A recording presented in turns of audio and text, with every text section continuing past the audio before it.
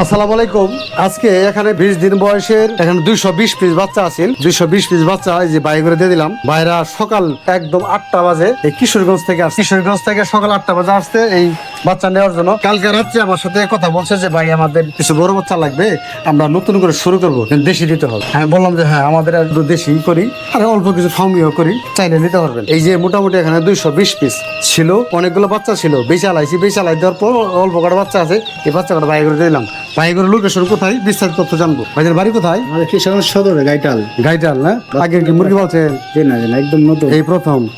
এই যে মুরগি পালার চিন্তা ভাবনাটা কিভাবে করলেন যে আমি মুরগি পালবো? না কোনো কিছু শখের বসে বাসার ছাদের মধ্যে করবো, শখের বসে হয়েছে। বাসার ছাদে করবেন? খাঁচা করছেন নাকি এমনি ঘর করছেন? মুরগি পালার যে কোনো আইডিয়া নাই, আর নতুন করে যে পালবেন, যদি মিস্টেক হয় হলে আবার চেষ্টা করবো, এটাই উত্তম বিষয়। মিস্টেক হলে আবার চেষ্টা করব, যতক্ষণ শিখতে লাগে আর কি। তবে হ্যাঁ, কিছু গাইডলাইন আমাদের যে ভিডিওগুলো আছে আমাদের সাথে একটু পরামর্শ করলে সম্ভব। এখন কি গড় কতটুকু করছেন? আপনার 330 ফুট আছে একটা, আর একটা আছে আপনার 220 ফুট, মানে দুইটা গড় করছেন। এটি যায় এক ঘরে নেওয়াবেন, 220 ফিট যে গড়টা আছে ওই ঘরে নেওয়াবেন। আর 330 ফিট যেটা, এটা কয়দিন পরে নেন, সহজ হবে আর ই করবেন। আমাদের পার্শ্ববর্তী এলাকায় কোনো যে খামার আছে কিনা, এরকম লোকজন আছে কিনা? আছে, তারা সবাই ব্রয়লার পালে, অনেকে কক পালে, দেশি কেউ পালে না আমাদের লাগে। যারা ব্রয়লার পালে, যারা কক পালে, তাদের সাথে মোটামুটি ভাবে একটা আইডিয়া নেবেন যে মুরগি ঠান্ডা লাগলে, পেট খারাপ হলে বা কিভাবে পালতে হয়। মাঝে মধ্যে যে একজন ব্যক্তি যদি পান, ওদেরটা আইনা দেখাবে, দেখলে আপনার জন্য সহজ হবে। আপনার জন্য সহজ হবে এটাই, তারা কিন্তু মুরগি পালা জানে, আপনি কিন্তু জানেন না। তাদের দেখাইলে ওরা এইভাবে বলে দেবে, এইভাবে করো, এটা দেখবে মানে ক্ষতি হওয়ার চান্স নাই। বা যদি কোনো অসুখ বিসুখ হয়, ওদের একটু পরামর্শ নেবেন বা আমার ফোন দিবেন। ফোন দিলে ইনশাল্লাহ দেখবেন যে আমি বলে দেবো, ইনশাল্লাহ ঠিক হয়ে যাবে। আর বিশেষ করে এই বাচ্চাগুলো ভ্যাকসিন করা, এরপরও জাহের আপনি আরও 2টা ভ্যাকসিন করবেন। সেটা কীরকম? একটা গাম্বুরা করবেন, একটা রানীক্ষেত করবেন।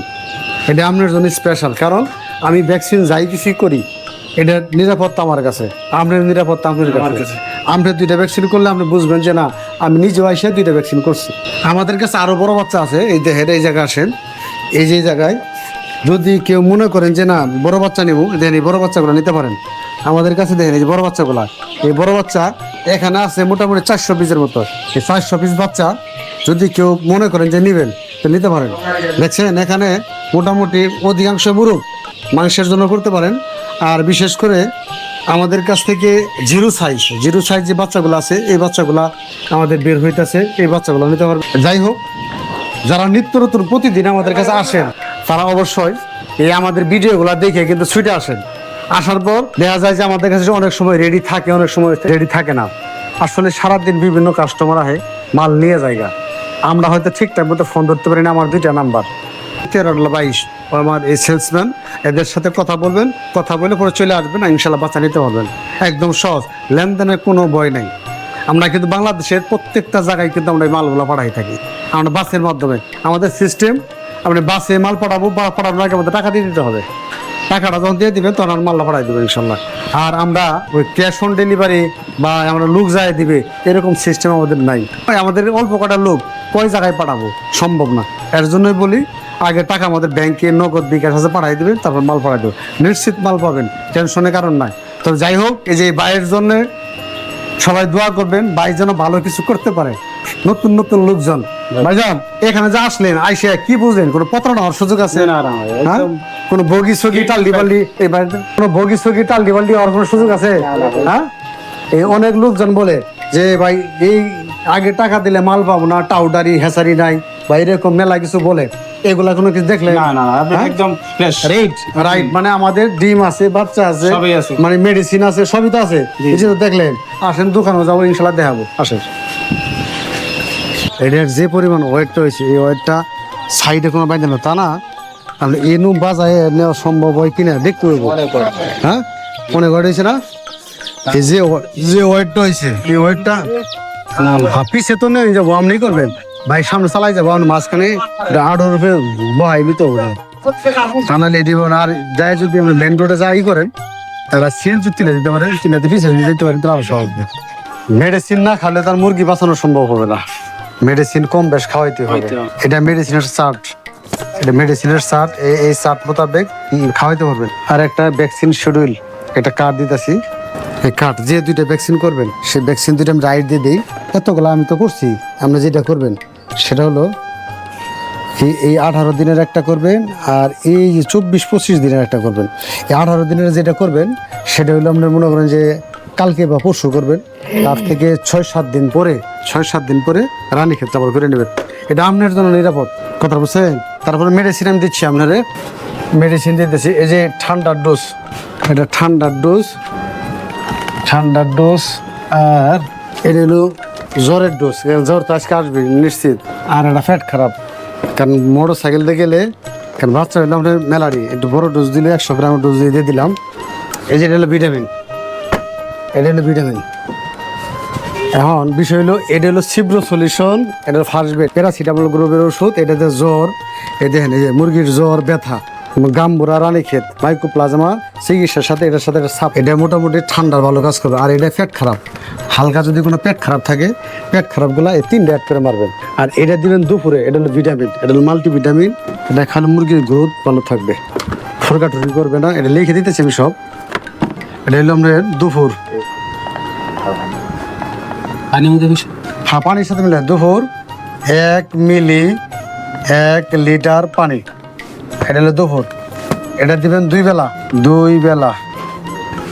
বেলা 1 গ্রাম 1 লিটার পানি।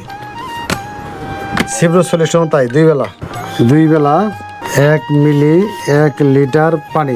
এখন এই যে 2 বেলা যে দিবেন, 2 বেলা কিন্তু আপনার মনে করেন যে কন্টিনিউ করা লাগবে না।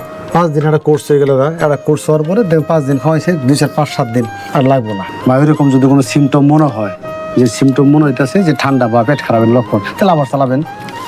এইটাও কিন্তু প্যাকেটগুলো কতদিন ব্যবহার করবে? হ্যাঁ, যে বন্ধু আছে ব্যবহার করবেন, সমস্যা নাই।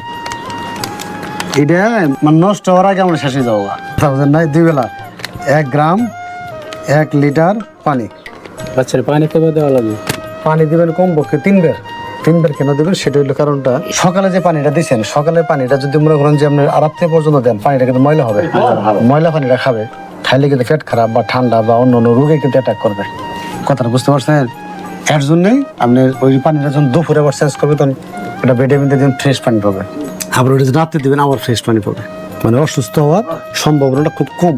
কথা বুঝতে পারছেন? এটা সম্ভাবনা খুব, এইভাবেই চালাবেন। অনেকে ভাবে ভাই একবার দিলে তো চলে সারাদিন জায়গা, একবার দিলে তো চলে, কিন্তু পোষাটা খাবে, পোষাটা খেলে তার মনে করেন যে হবে না। আচ্ছা, এই যে খাবারটা খাবার দেওয়ার সঠিক সময় মানে 8টা 9টার ভিতরে একবার দিয়ে দিবেন, বা দুপুরে মনে হয় যে 2টা 3টার মধ্যে দিবেন, রাত্রে 8টা 9টার মধ্যে। মানুষের খাবার, হ্যাঁ মানুষের খাবার নেই ওইটাই।